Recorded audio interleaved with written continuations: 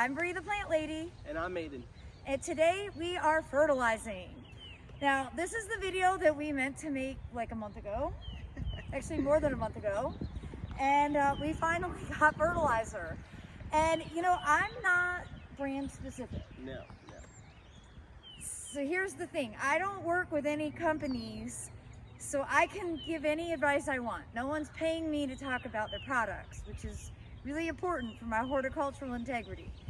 And I generally buy fertilizer based off of if I can lift the bag, that's my number one, and if it's available.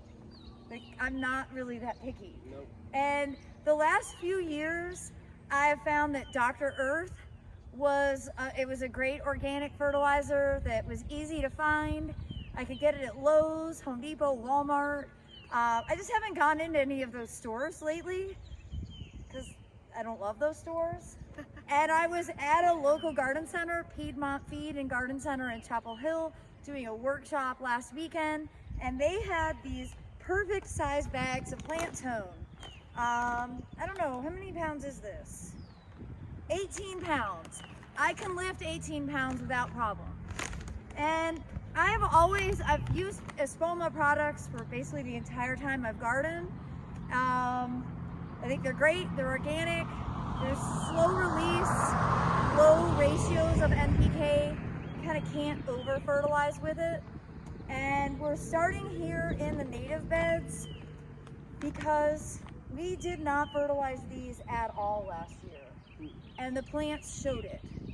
Now we're 2 days late for getting this watered in from a wonderful rain. We've just gotten 1.5 inches of rain. We missed the boat getting it out, but that's okay because at least the ground is moist, and we can always turn sprinklers on in the next couple of days, make sure that the fertilizer really gets integrated into the soil. Our process for fertilizing is super easy. You kind of can't do it wrong.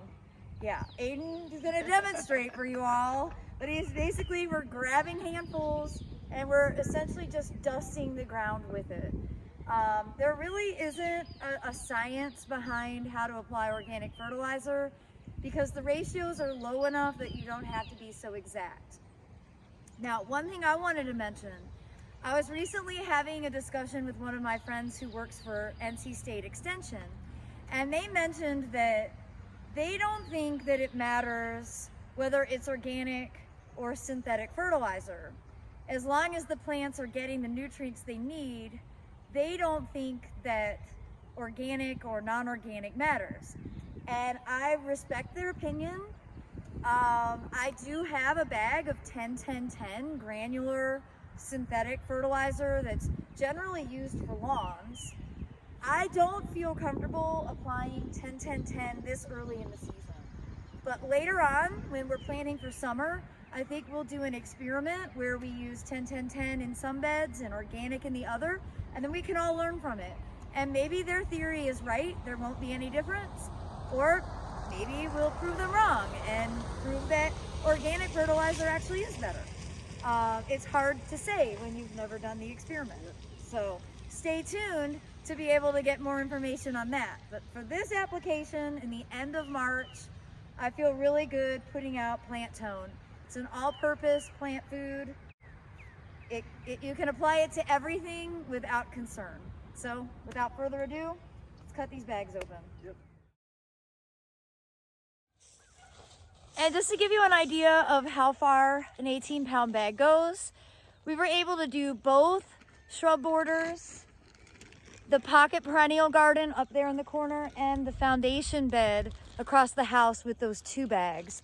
Aiden's now using another partial bag to do this section that has been really notoriously difficult to get plants established because it's so dry from all these oak trees. So though oaks are a really critical component to having a native garden, they also pose some challenges with regard to keeping the ground moist enough to get the native perennials established. That probably doesn't get said often enough. And then I was just laughing to myself thinking, Well, Aiden's not be able to go on a date tonight unless he showers. Plantone is really smelly. I'm trying to remember now if the Dr. Earth smells as intensely as the Espoma products. And to be honest, I can't remember, so I can't say yes or no. I guess that's one positive about synthetic fertilizer, is that it tends to be kind of odorless. But that's okay. He should shower anyway. Yeah. He's been busy working all day long. He's basically worked his whole spring break away.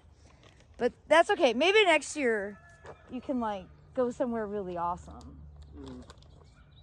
That sounds a little dangerous, doesn't it? All right, we have one more bag.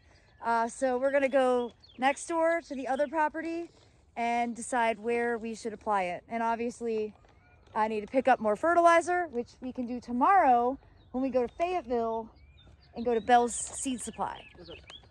I have a never-ending need for fertilizer, is really what the lesson is.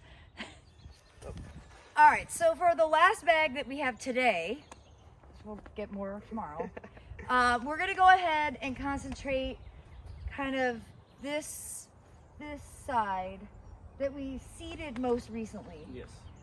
These are the plants that are kind of the smallest and would benefit the most from the fertilizer. Really, we could fertilize everything, we just don't have enough. So I'm having to be selective about where we put it. So yeah, we'll just go ahead and dump it all out along this property border.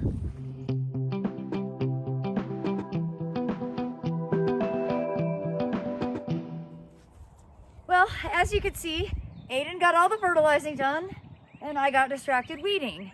And that's precisely what I'm gonna do for the rest of this beautiful evening.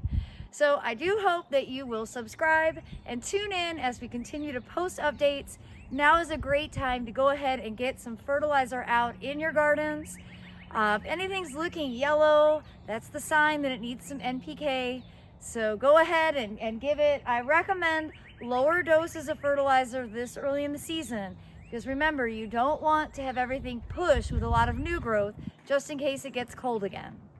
Well, as always, thanks so much for watching and happy gardening, everybody.